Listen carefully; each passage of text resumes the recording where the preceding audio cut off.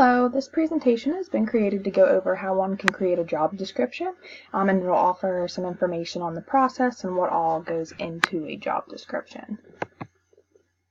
So what is a job description? A job description identifies the job's tasks, duties, and responsibilities, and it's especially important when it comes to recruiting and evaluating an employee's performance. A job description is typically not going to be created out of the blue, so we're going to go over some important steps to ensure your company is creating a job description that will appeal to job seekers and attract the right individuals to apply for a job with your company. So the first thing to do when creating a job description is identifying a need. First, an organization will realize that they need to hire someone for a brand new position, or they might just be revising a current employee's position due to additional duties that person's been given. So, for example, your small company may be expanding and you need to hire an office manager to help oversee the daily operations of your business. Because there's not currently an office manager, you have the need for a new position to be created, which will need to be assessed to determine what skills or experience are needed for the job. So maybe your company has done some reorganization and you have changed the details of certain positions. If so, it's important to reevaluate the job description to ensure the person in that position knows their duties and responsibilities, especially if some more have been added on. So simply adding tasks to someone's job would call for an updated job description. Any of these instances would constitute the need for the creation or revisal of a job description. Now that we have discussed identifying a need, we'll look at workflow analysis. Once you identify the need for a job description, you should consider the workflow analysis. This ensures that your company is being efficient by evaluating current work strategies and identifying current company needs. A workflow analysis is completed to determine what tasks and jobs a new position entails, or if you're revising an old job description, what new tasks or duties the position will now be responsible for.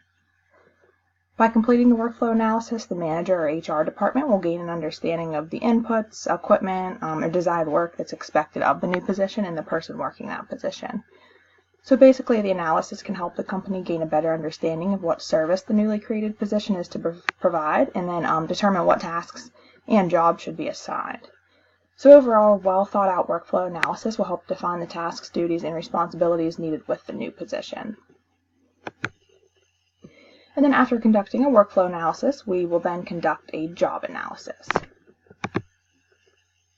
So once a company completes the workflow analysis, a job analysis is conducted because it's used to gather information about the content and human requirements of a job.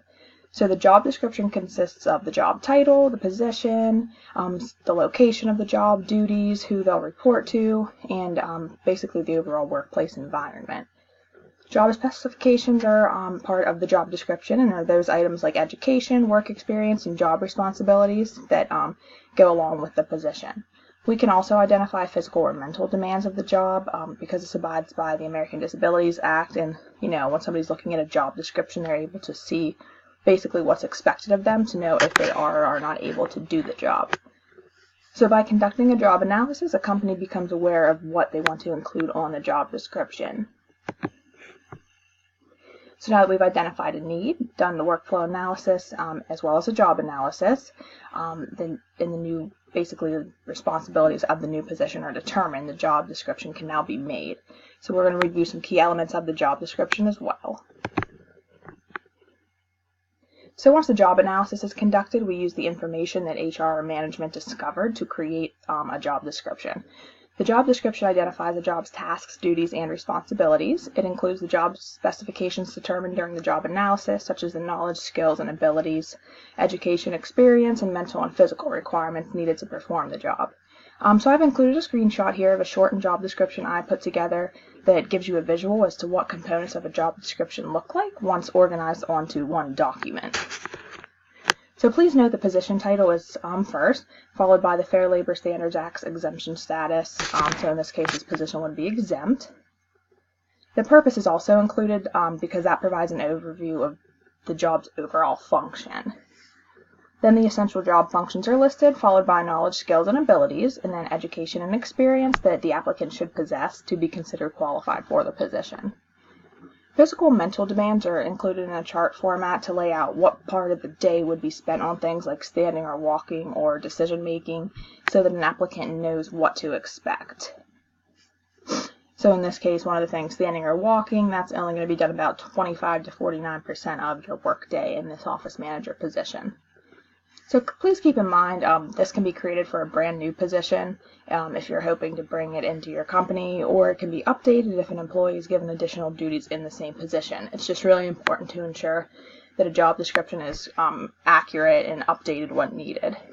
There's also legal disclaimers and approval signatures included at the bottom of the job description, which are included to acknowledge both the supervisor and employee understand the expectations of the position. So the point of a job description is to identify a job's tasks, duties, and responsibilities, so both an employee and manager know what's expected of a position. So this concludes the presentation of the creation of a job description. So just to review what we went over, the first step is to identify a need for a new position or the evaluation of a current reevaluation of a current position. A workflow analysis is then conducted to determine what tasks and jobs the new position entails, or if you're revising an old job description, what new tasks or duties the position must now be responsible for. Then once we determine this information, we turn to the job analysis to gather information about the content and human requirements of the job, such as the job specifications.